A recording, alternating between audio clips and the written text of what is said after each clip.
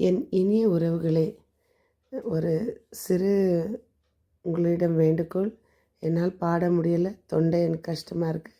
அதனால் நான் இந்த பேசுகிறத இறை வார்த்தை சொல்கிறத நீங்கள் கேட்பீங்கன்னு, முழுமையாக இதை கேட்பீங்கன்னு முழு நம்பிக்கையோடு உங்களை கெஞ்சி கேட்குறேன். நீங்கள் இறை வார்த்தையை கேட்கணும்.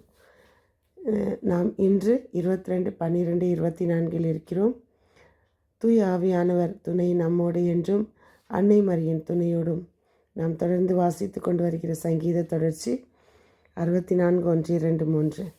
கடவுளே ஒவ்வொரு நாளும் நம்மை வழிநடத்தி கொண்டு வருகிறார்.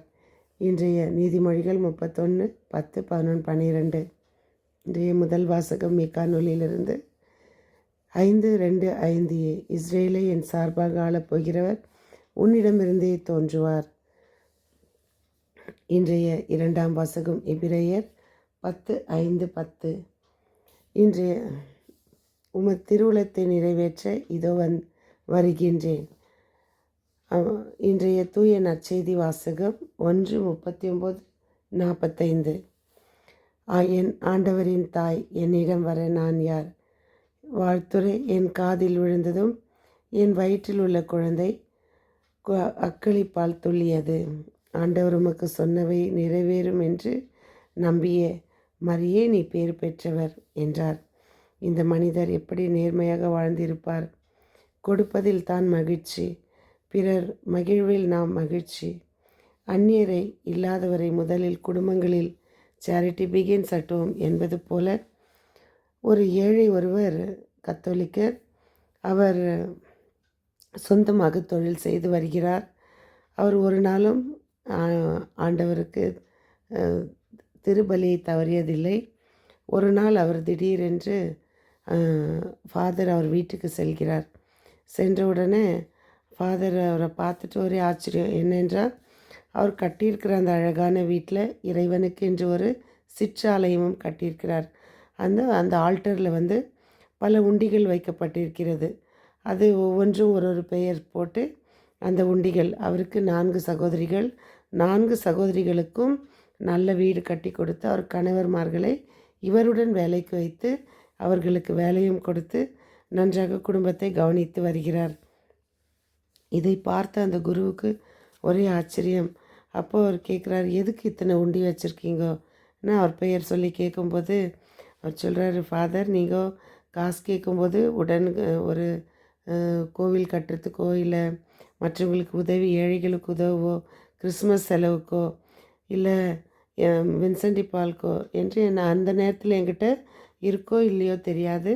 அதனால் என்னுடைய சம்பளம் வந்த உடனே, என்னுடைய தொழிலில் முன்னேற்றம் அடைந்தவுடன் எனக்கு வரும் அந்த வருவாயை வைத்து இத்தனை பங்குகளாக நான் பிரித்து விடுவேன். பிரித்துட்டு மீதி உள்ளதை என்னுடைய செலவுக்கு நான் எடுத்துக்கொள்வேன் ஃபாதர். இதுதான். அவர் அவரையும் கவனித்து அவர் குடும்பங்களையும் கவனித்து அவர் சகோதர சகோதரிகளுக்கும் அதே இடத்தில் அழகாக 4 பேருக்கும் 4 வீடுகள் கட்டி கொடுத்து நன்றாக இன்று ஒரு ஏழையாக ஒரு பிஸ்னஸை ஆரம்பித்த அவர் இன்று ஒரு நல்ல ஓரளவுக்கு வசதியாக இருக்கிறார். அவருடைய மனைவியின் சகோதரன் ஒருவர் டவுன் சிண்ட்ரோம்.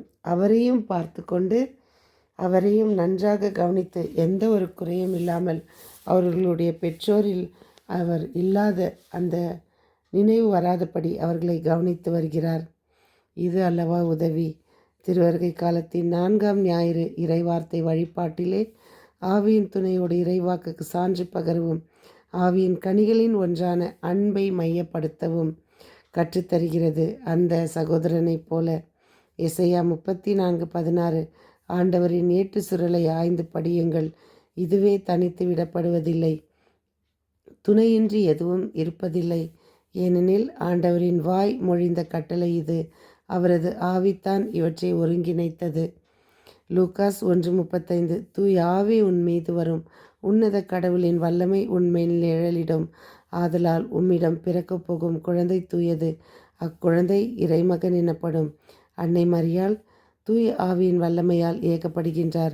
எலிசபெத்தை சந்தித்த பொழுது எலிசபெத் தூய ஆவியால் முற்றிலும் ஆட்கொள்ளப்பட்டு உரத்த குரலில், பெண்களுள் நீ பேறு பெற்றவர், நீ ஆசி பெற்றவள், உன் வயிற்றில் வளரும் குழந்தையும் ஆசி பெற்றதே, அன்னை மரியாளும் எலிசபெத்தும் இறை வார்த்தையை நம்பினார்கள்.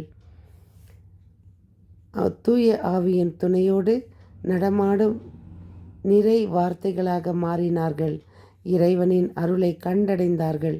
தூய ஆவி நம்மில் இருக்கும் பொழுது தூய ஆவியின் கனிகளின் ஒன்றான அன்பை இறை அன்பாக, பிறர் அன்பாக நமது வாழ்வில் வாழ்ந்து காட்டுவோம். அந்த சகோதரனைப் போல 1 கொரிந்தியர் 13:1-13 இறை அன்பு அனைத்தையும் நம்பும், பொறுத்து கொள்ளும், எதிர்நோக்கி இருக்கும், அனைத்திலும் மன உறுதியாயிருக்கும். இவ்வார்த்தைகளுக்கு ஆவியின் வழியில் நமது செயல்களில் உயிர் கொடுப்போம். அன்பில் சுவடுகளாக மாறுவோம். உங்கள் அன்பு கள்ள கபடமற்றதாயிருப்பதாக. இதோ வர கிறிஸ்துவின் பிறப்பில் நம்மால் முடிந்த அளவு ஒருவரை ஒருவர் அன்பில் அரவணைத்து கொள்வோம். நம்மால் முடிந்த அளவு பிறருக்கு நாம் உதவி செய்ய முன் வருவோம். மறப்போம், மன்னிப்போம். மீண்டும் சந்திக்கும் வரை உங்கள் அன்பு தோழி.